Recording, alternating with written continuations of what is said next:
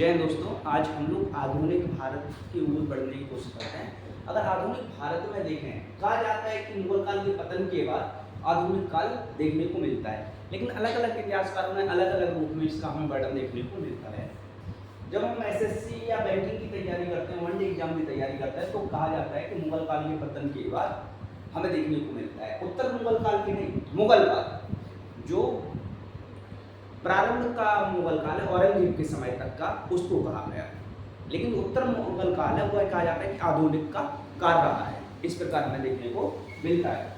ऐसे हम अगर देखें तो औरंगजेब की मृत्यु के समय उसके 3 पुत्र जिंदा थे। किसकी? औरंगजेब की मृत्यु के बाद कौन कौन से हमें देखने को मिलते हैं? एक तो मुअज्जम देखने को मिल जाता है, जिसे हम लोग बहादुर शाह के नाम से जानते हैं। दूसरा आजम, उसके बाद कामत। अगर इनकी तीनों की बीच बात करें तो तीनों के बीच युद्ध हो जाता है कि मैं गद्दी संभालूंगा, मैं गद्दी संभालूंगा, इस प्रकार हमें देखने को मिल जाता है।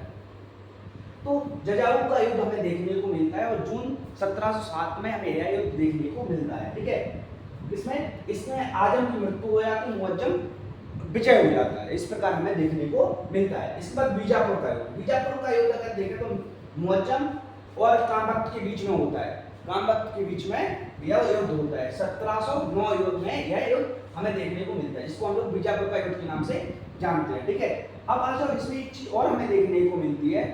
जो शासक बना यह वृद्ध था।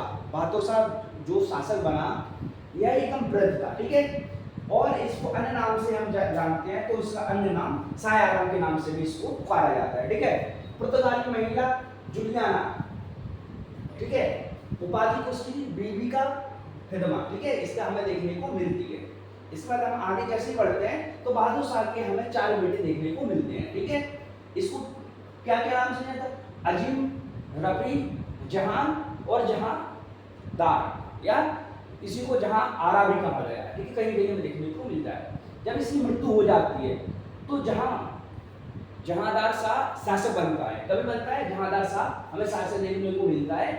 कभी बनता है ये देखने को मिलता है 1712 से 1713, एक ही साल की। लेकिन बहादुर शाह की अगर हम बात करें तो यह 1707 में शासक बनता है और 1712 तक शासन रहता है। ठीक है, यहाँ पर 1712 से स्टार्ट होता है और 1713 तक यह जहांदार शाह शासन रहता है। ठीक है, अगर सिंहासन की प्राप्ति करने की अगर हम बात करें, सिंहासन प्राप्त करने के लिए जहांदार की मदद जुल्फिकार ने की थी। ठीक है, और इसका जुल्फिकार कार भी कहा जाता है, खान भी कहा जाता है, यह इसका वजीर रहा है। ठीक है, औरंगजेब के बाद यह इस देखने को हमें मिल जाता है। ठीक है, जजिया इसने समाप्त किया। कभी हमें देखने को मिलता है 1712 में इसने जजिया का समाप्त कर दिया। ठीक है, इसको अन्य नाम से लंपट मूल के नाम से जानते हैं। लाल कुमार नामक एक वैश्य इस पर काफी प्रभावित थी। ऐसा कहा जाता है कि ये उसके प्रेम जाल में फंसा हुआ था। ठीक है, जहांदार की संधि अगर हम लोग देखें तो हमें देखने को मिलती है, इसने आमेर के राजा सवाई जय सिंह से, इसने मेवाड़ के राजा अजीत सिंह से, आदि लोगों से इसने बहुत सारी संधियां की। ठीक है, मालवा का सूबेदार से भी इसने संधियां की।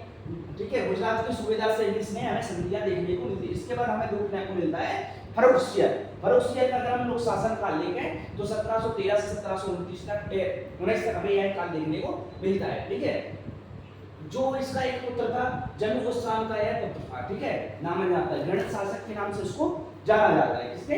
गणित शासक के नाम से सैयद बंधु की मदद से यह शासक बना था। सैयद बंधु में अब्दुल खान वजीर बना। ठीक है, हुसैन अली खान मीर वक्त सेनापति बना, इनकी मदद से यह गद्दी पर बैठा।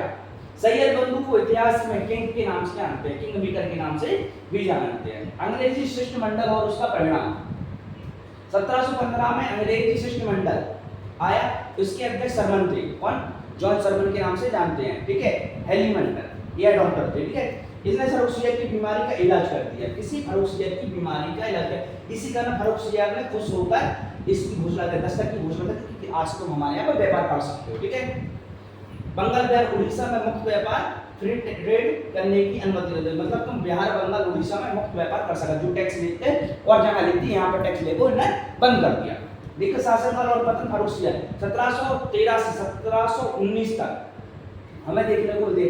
प्रशासनिक कार्रवाई, जुल्फिकार खान को फांसी दे दी, इसमें फांसी हमें देखने को मिलती है। अब देखो पतन का प्रत्यन सैयद बंधु के प्रभाव को कम करने के लिए गुजरात के सूबेदार दाऊद खान को संदेश भेजा कि जो लोग हमें परेशान कर रहे हैं इनका थोड़ा सा प्रभाव कम किया जाए।